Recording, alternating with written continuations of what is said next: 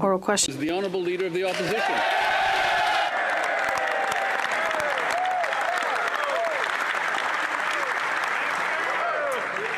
My mother taught me never to be late, so please forgive me for my late arrival to the session. I had some meetings with extremely important people in East Central Alberta, Mr. Speaker, after which I was honored to be elected by the great people of Battle River Crowfoot. I served in this House.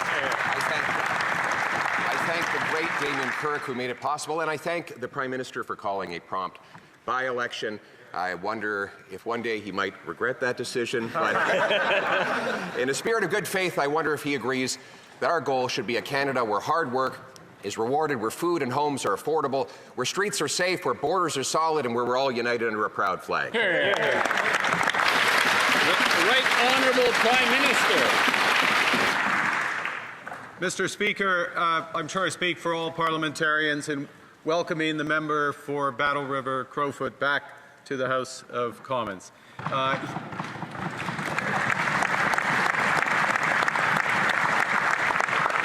He may notice a few things have changed since he was here last. The largest women's caucus in Canadian history.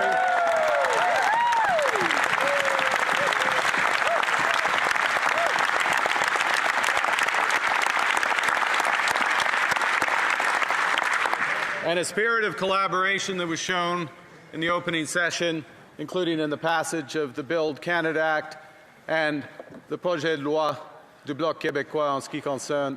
And the Bloc's bill in terms of protecting supply management. I agree entirely with the sentiment and objectives of the Leader of the Opposition.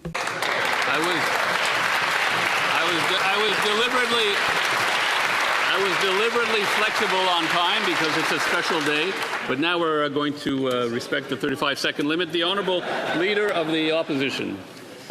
Some things never change. Monsieur le Président. Mr. Speaker, I'd like to thank my constituents of Battlefoot Crowfoot, who we had a by-election very quickly, and sometimes the Prime Minister may regret his decision, but I think we all agree with the mission of reestablishing a Canada where hard work, an affordable home and homes and food, in safe streets and solid borders, all united under a proud flag. Does the Prime Minister agree with this? The Right Honourable Prime Minister.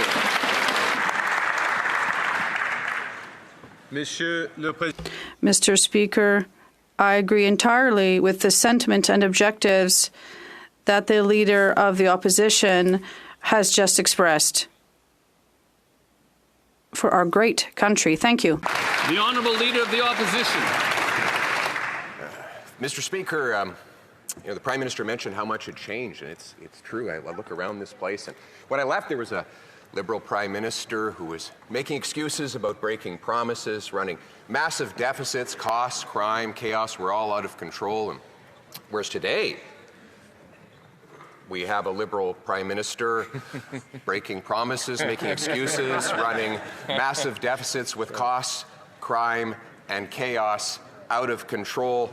Mr. Speaker, when will the Prime Minister match the grand promises with the real change Canadians need? The Right Honourable Prime Minister. Mr. Speaker, I understand the Minister, or the Minister, promotion. Come on over. I understand the Leader of the Opposition was busy. He missed the largest tax cut for 22 million Canadians.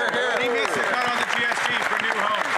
He missed eliminating all federal barriers to trade. He missed, I hope I'll have another opportunity to finish a very long list of what the Leader of Opposition did. The Honourable Leader of the Opposition. Dans l'esprit. In a nonpartisan spirit, we're simply going to insist that the Prime Minister adhere to his own promises. He promised the strongest growth in the G7 for our economy, and now our economy is declining the fastest in the G7. He also promised that food would cost less. It's more, and food inflation is accelerating. He promised a budget in October, and now we'll see one maybe in November with a double deficit. So, inaudible. Prime Minister.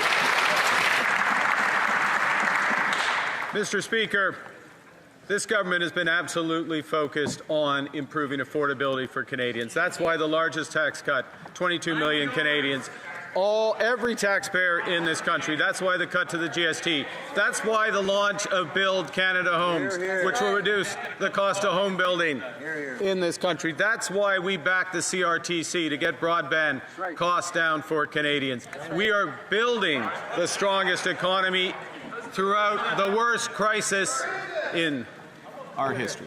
The Honourable Leader of the Opposition. In the spirit of nonpartisanship, we are simply going to hold this Prime Minister to his own promises. He promised that he would spend less. He's already spending 8% more. He promised the budget would be in October. Now he says it will be in November, more than halfway through the fiscal year. He promised that his government would have a smaller deficit than Justin Trudeau. Instead, now we hear that it might even be double. So a trivia question. Can the Prime Minister tell us, has there ever been a Prime Minister who has successfully doubled the deficit without even introducing a budget? The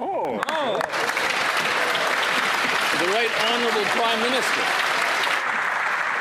It's a trick question.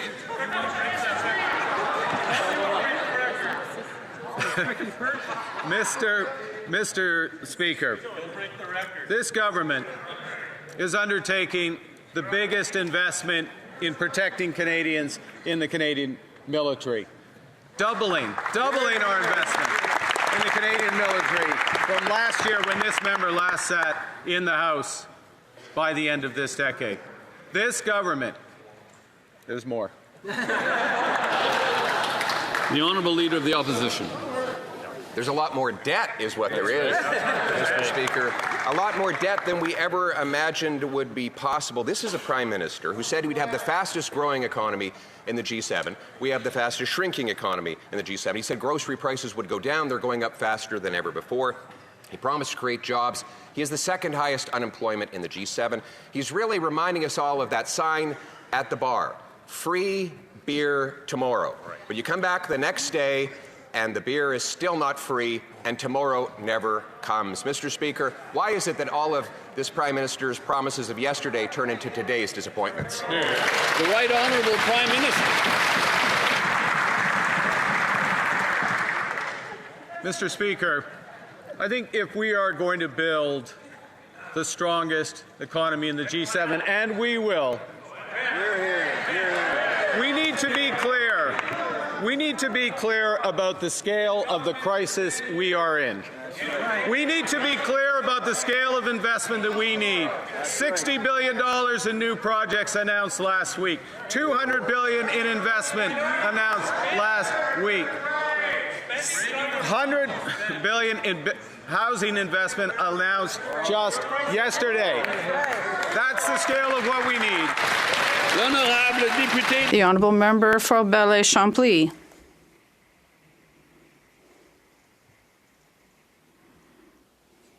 Mr. Speaker, the Prime Minister was elected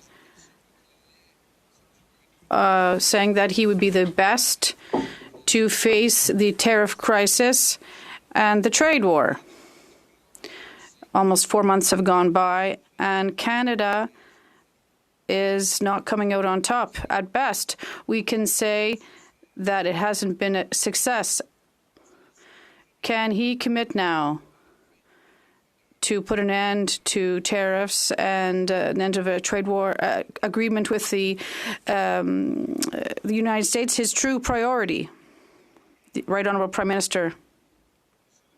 Mr. Speaker, the current situation is this.